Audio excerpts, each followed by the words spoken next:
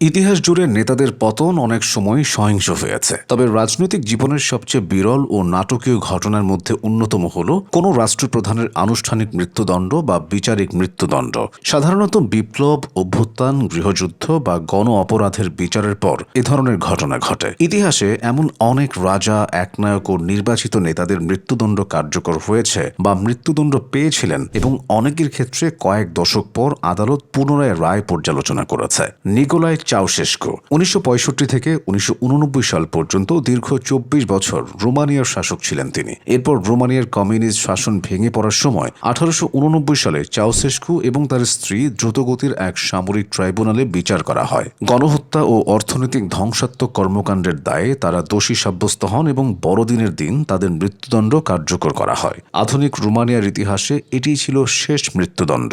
জুলফিকার আলী ভুট্টো ১৯৭১ থেকে ১৯৭৩ পর্যন্ত পাকিস্তানের প্রেসিডেন্ট ছিলেন তিনি। এরপর ১৯৭৩ থেকে ১৯৭৭ পর্যন্ত দেশটির প্রধানমন্ত্রী হিসেবে দায়িত্ব পালন করেন। পাকিস্তানের এই ক্যারিশমেটিক নির্বাচিত প্রধানমন্ত্রীকে সামরিক অভ্যুত্থানের মাধ্যমে ক্ষমতাচ্যুত করা হয় এবং এক বিতর্কিত হত্যা মামলায় দোষী সাব্যস্ত করা হয়। ১৯৭৯ সালের এপ্রিলে তাকে ফাঁসি দেওয়া হয়। তবে ২০২৪ সালে সুপ্রিম কোর্ট তার বিচারকে মারাত্মকভাবে ত্রুটিপূর্ণ ঘোষণা করে, যা এক যুগান্তকারী মরণোত্তর পুনর্বাসন।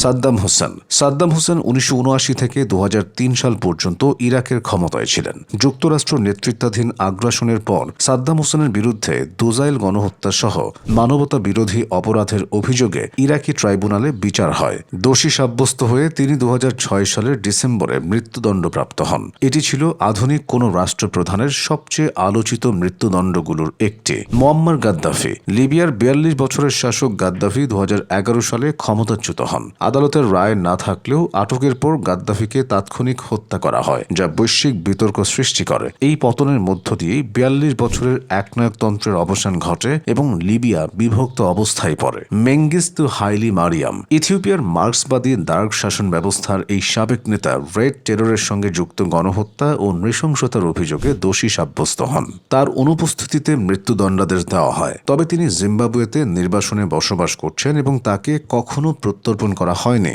চুন দু হোয়ান দক্ষিণ কোরিয়ায় গণতন্ত্র ফেরার পর সামরিক শাসকদের বিচার করা হয়। দেশটিকে ৮ বছর শাসন করেছিলেন প্রেসিডেন্ট চুন দু হোয়ান। ১৯৭৯ সালে তার করা অভ্যুত্থান ও গংওয়াংজু দমন পীড়নের দায়ে চুনের মৃত্যুদণ্ডাদেশ হয়, তবে পরে তা মওকুফ করা হয় এবং তিনি শেষ পর্যন্ত ক্ষমা পান।